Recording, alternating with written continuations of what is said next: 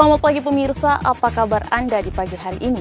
Senang sekali saya Graciela Taime dapat menjumpai Anda dalam Berita Papua. Sejumlah berita menarik dan teraktual telah dirangkum tim redaksi kami. Berikut 3 berita utama hari ini.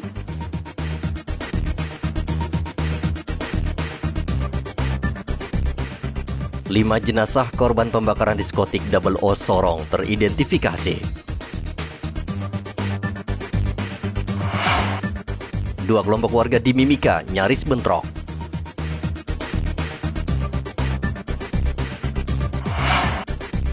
Jumlah kasus COVID-19 di Mimika meningkat pesat, hanya 5 hari menjadi 68 kasus.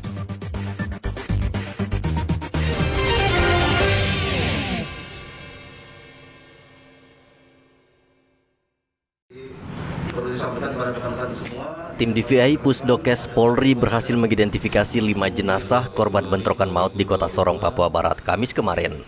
Berarti total sudah 10 jenazah yang telah teridentifikasi. Sementara 7 jenazah lainnya belum berhasil diidentifikasi karena kondisi sudah tidak utuh lagi. Ketujuh jenazah tersebut mengalami luka bakar yang sangat parah sehingga pemeriksaan memakan waktu karena masih harus dilakukan pencocokan dengan DNA keluarga. Kabid Dokes Polda Papua Barat Kombes Bambang Pitoyo mengatakan pihaknya akan bekerja keras agar seluruh jenazah korban bentrokan bisa teridentifikasi. Tim DVI berhasil mengidentifikasi 5 jenazah. Yang pertama, jenazah dengan nomor PM007 dan nomor AM017 teridentifikasi sebagai Ananin Novalia.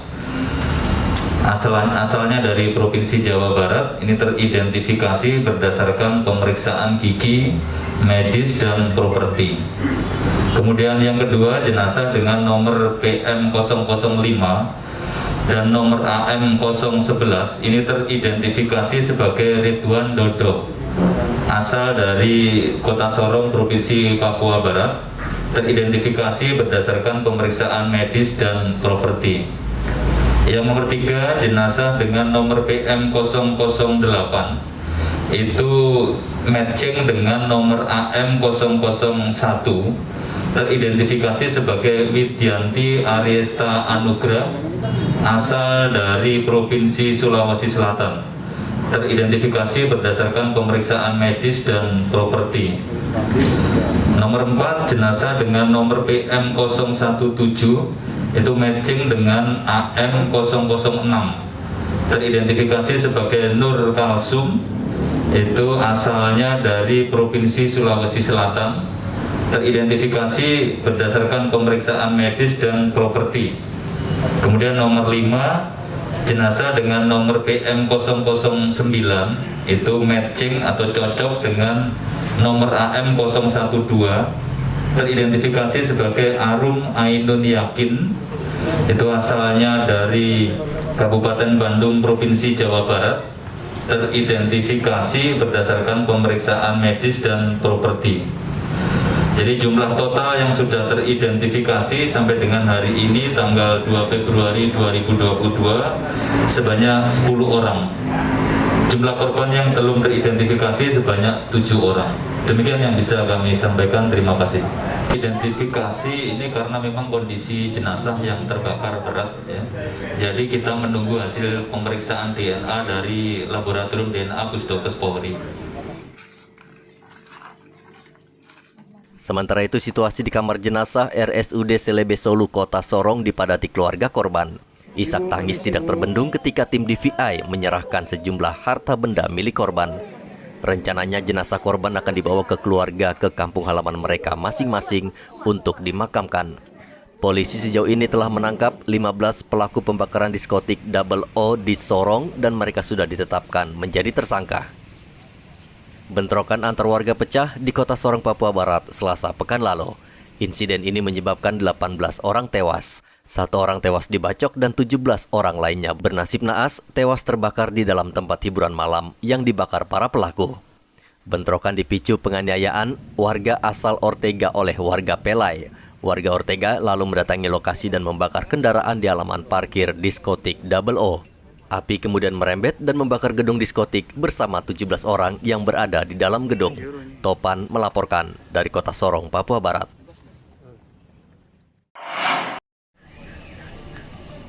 Dua kelompok warga di kampung Nawaripi Mimika nyaris bentrok Rabu lalu. Kejadian ini dipicu dua keluarga yang awalnya hanya cekcok mulut, yang kemudian nyaris berkembang menjadi pertikaian karena salah satu pihak merasa tidak puas dan memanggil kelompoknya untuk melakukan penyerangan. Polisi langsung mendatangi lokasi dan bersama tokoh masyarakat berhasil menenangkan emosi warga. Kami dari Polsek Miru bersama dengan Polres, gabungan Brimob BKO Sumatera Selatan, kita merespon kasus bermula ketika ada cekcok keributan antara tetangga yang terjadi di Nawaripi.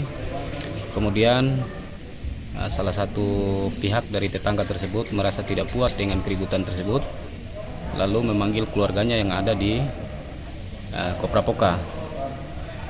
Dia mengundang keluarganya sehingga menimbulkan terjadinya kerumunan massa. Lalu kita ditelepon sama Medan Solo, masyarakat maksudnya, bahwa terjadi keributan di Nawaripi Dalam. Lalu kita respon, sesampainya di sana, masyarakat sudah ramai di sana.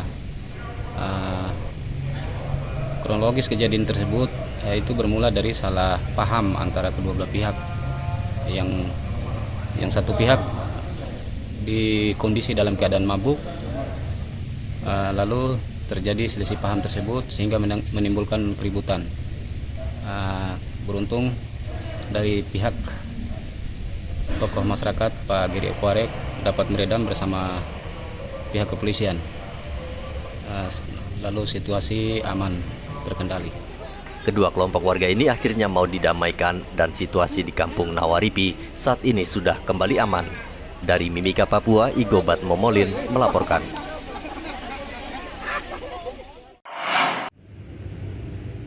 Dalam 5 hari terakhir, 68 orang terpapar COVID-19 di Kabupaten Mimika. Sebagian besar mereka yang terpapar adalah karyawan PT Freeport. Mereka tertular akibat kontak dengan pelaku perjalanan dari Jawa dan Bali. Umumnya mereka bergejala ringan hingga sedang. Kepala Dinas Kesehatan Mimika mengatakan dalam 5 hari terakhir, lonjakan kasus COVID-19 meningkat dari 35 kasus menjadi 68 kasus atau 2 kali lipat. Lonjakan kasus ini dikhawatirkan bisa terus berlanjut bila tidak dilakukan langkah-langkah pencegahan.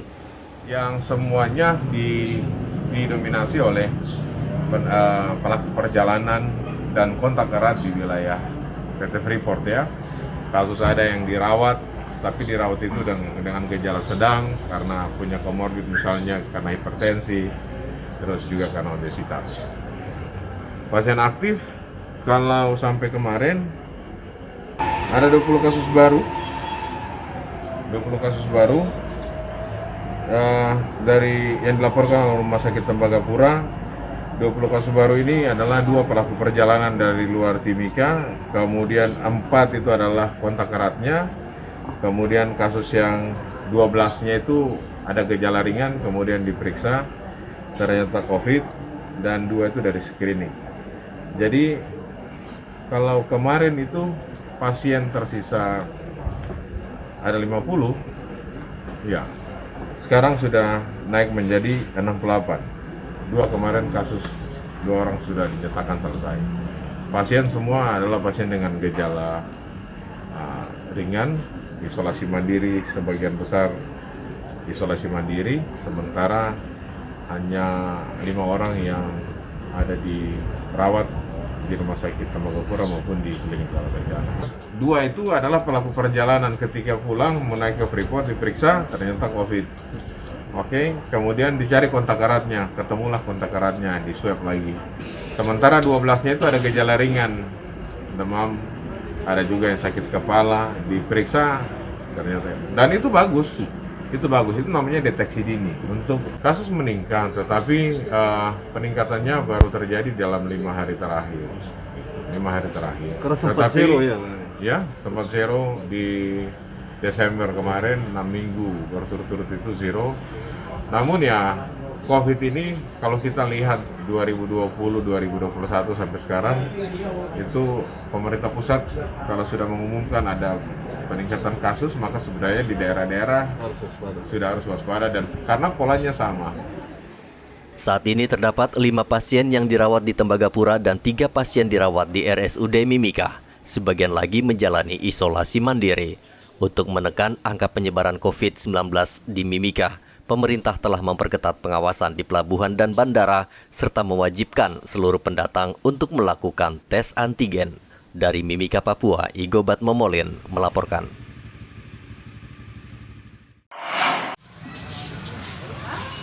Dalam 4 hari terakhir, penambahan kasus COVID-19 di Merauke kembali naik. Dan saat ini, jumlah yang terpapar mencapai 14 orang, padahal 2 bulan lalu tidak ada kasus COVID-19 di Merauke.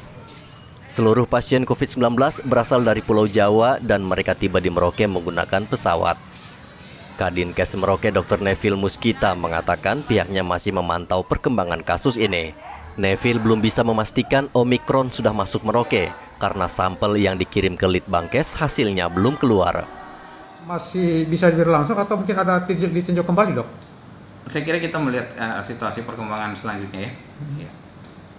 Tapi ini kan kita lihat prokes-prokes yang ada pada PTM-PTM di sekolah-sekolah ini kan sepertinya sudah jauh dari standar normal ini, Dok. Seperti apa mungkin anjuran dari kesehatan Nah, sendiri? saya tidak bisa mengandai-andai di dasarnya apa bilang jauh dari protokol. Apakah misalnya ini ada yang mengevaluasi atau melihat bahwa kebanyakan anak-anak tidak pakai masker atau ini kan harus jangan berandai-andai atau berasumsi. Buktinya atau faktanya di lapangan bagaimana? Tapi kalau memang kenyataan seperti itu, apa ada tindakan dari Dinkes sendiri? Nah, maksudnya kenyataannya gimana? Mau bisa ditunjukkan nggak seperti itu? Ya. Ke-14 pasien COVID-19 tersebut saat ini dirawat di rumah sakit dan sebagian lagi melakukan karantina mandiri. Dinas Kesehatan meminta warga waspada. Kendati baru 14 orang yang terpapar, Dinas Kesehatan meminta warga tidak meremehkan kasus ini dan tetap menerapkan protokol kesehatan. Muhammad Ridwan melaporkan dari Merauke, Papua.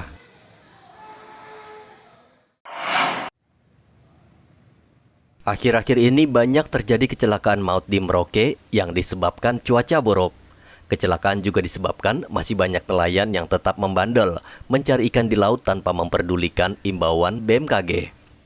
SAR Merauke meminta warga dan nelayan tetap waspada dan selalu memperhatikan perkembangan informasi yang dikeluarkan secara rutin oleh BMKG. Untuk yang aktivitas di laut, jangan lupa menggunakan alat keselamatan diri dan alat komunikasi. Perhatikan cuaca dan imbauan dari BMKG. Selain cuaca buruk, sebagian besar perahu penangkap ikan juga tidak dilengkapi sistem keamanan yang memadai, seperti pelampung, radar, dan alat komunikasi. Sehingga saat terjadi kecelakaan, banyak menelan korban dan tim SAR sulit melacak koordinat kapal. BMKG memperkirakan kondisi cuaca buruk masih akan terjadi hingga akhir Februari dan sekali lagi nelayan diminta untuk tidak melaut sementara waktu demi keselamatan jiwa. Muhammad Ridwan melaporkan dari Merauke, Papua.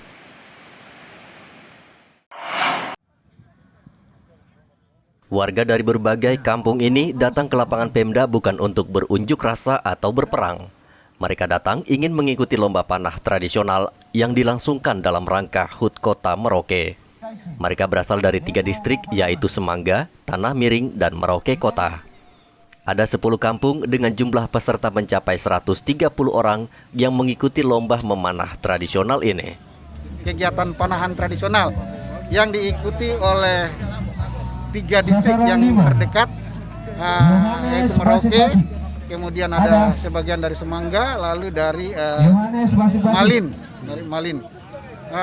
Saat ini dari yang mendaftar sampai dengan kita lakukan ini pelaksanaan lomba sudah sekitar 156 orang yang mendaftar.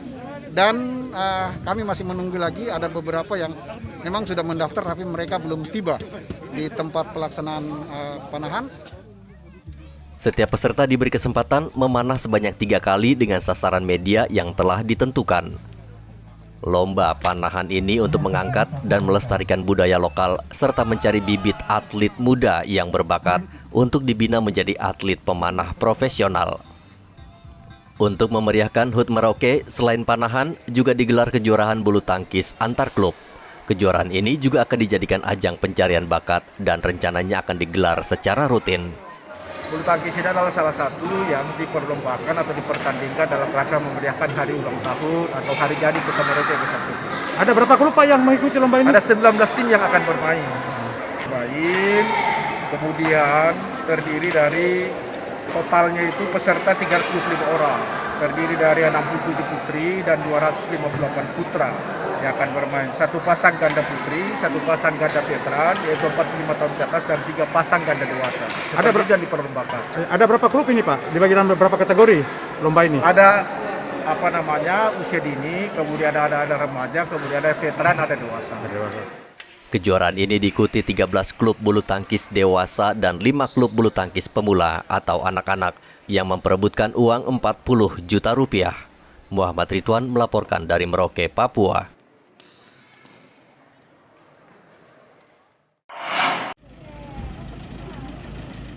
Anak-anak di Panti Asuhan Santa Susana Mimika senang karena mendapat bantuan sembako dari Ibu Bayangkare. Mereka sangat membutuhkan uluran tangan dari para donatur agar mereka tetap sehat dan tumbuh menjadi anak-anak yang berguna bagi nusa dan bangsa. Anak-anak yang orang tuanya sudah tidak lengkap. Ada yang mamanya tidak ada yang ayahnya tidak ada yang bahkan orang tuanya sama sekali tidak ada. Dan bahkan ada juga yang broken home.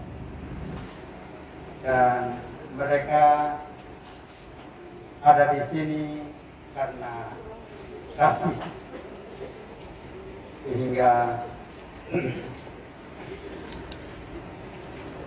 membuat kami semua merasa peduli untuk memperhatikan mereka. Tujuannya kedua panti, satu yang pertama di Mabujana, yang kedua Santa Susana ini. Alasannya selain dalam rangka hari ulang tahun Yayasan Bayangkare dan Papua, sekaligus juga perjuangan. Yang kami lihat tentunya berbeda ya dari berbagai sisi ya. Kalau yang di sini kan kebanyakan anak yang diantarkan orang tua. Kebetulan tadi saya sudah sebutkan juga ada kemiripan dengan panti yang ada di Jayapura, di Salong. Jadi ada cukup miris juga. Nah, sementara tadi yang di panti Babujana kelihatannya tadi alhamdulillah cukup maju di sana. Tapi mungkin kalau untuk Bayangkare sendiri baru pertama kali ke sana. Harapannya pastilah ada untuk para santri maupun untuk anak-anak yang ada di panti Santa Susana ini. Tentunya harapannya anak-anak bisa lebih berkembang ya, bisa lebih terawat dengan baik. Selain menyerahkan bantuan, Ketua Bayangkare juga memotivasi anak-anak agar tetap rajin belajar sehingga meraih cita-cita. Eva berharap anak-anak di 2 panti asuhan tersebut bisa terawat dengan baik. Dari Mimika, Papua, Igobat Momolin melaporkan. Pemirsa, informasi tadi sekaligus mengakhiri jumpa kita dalam Berita Papua. Saya Graciela Taime mewakili kerabat kerja yang bertugas menyampaikan terima kasih, selamat beraktivitas, sampai jumpa. Wanyambe.